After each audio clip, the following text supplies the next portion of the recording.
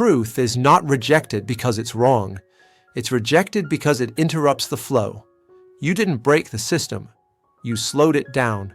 And the moment continuity dropped, the focus shifted, not to the problem, to you. Systems don't defend lies. They defend stability. And stability has no category for inconvenient accuracy, only for disruption. This is not about bravery, not about honesty, not about doing the right thing.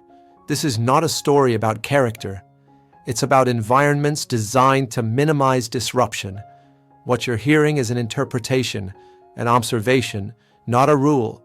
You're free to disagree, free to see it differently, free to draw your own conclusions. Systems don't ask what is true. They ask what keeps continuity intact. And those are not the same question. People often frame this as weakness, as fear, as social pressure. But systems don't process morality. They process stability. And stability treats friction as a fault. This perspective doesn't claim certainty.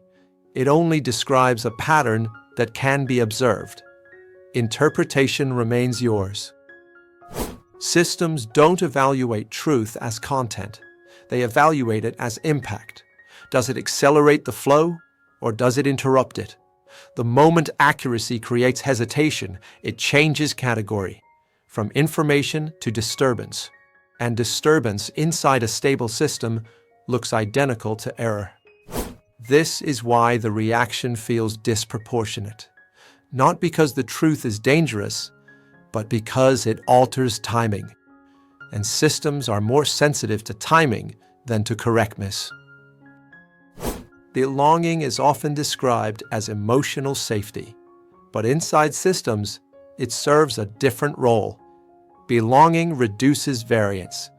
It smooths reactions, aligns responses, stabilizes behavior. The group doesn't exist to validate truth. It exists to absorb disturbance. And the more aligned the group becomes, the less tolerance it has for irregular input. Harmony is not always agreement.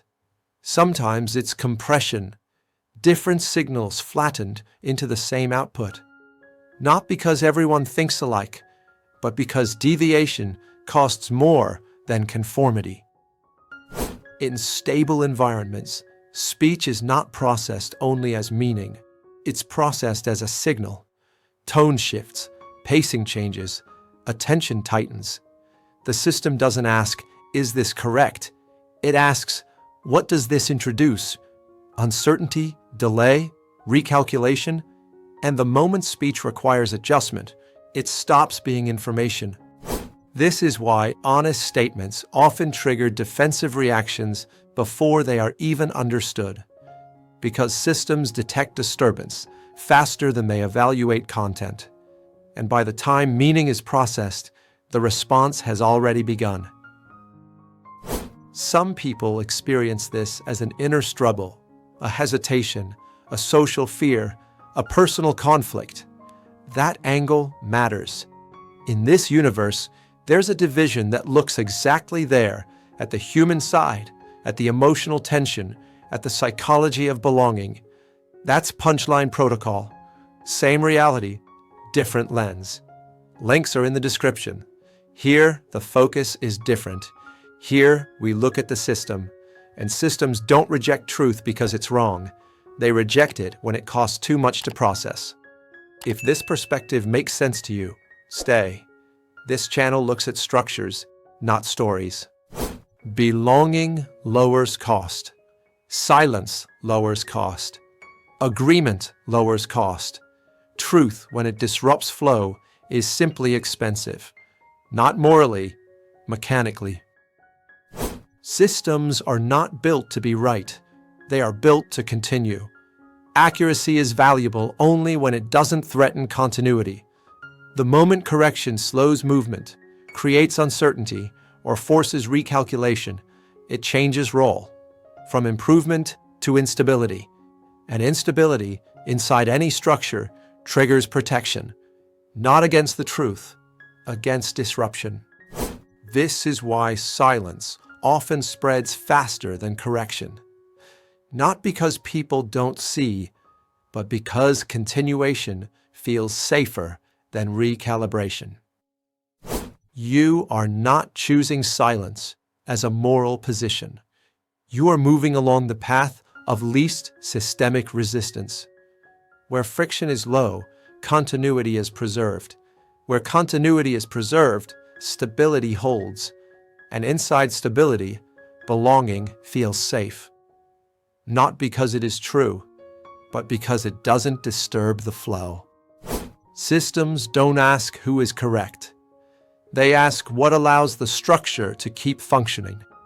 And anything that slows that process gradually disappears from the conversation.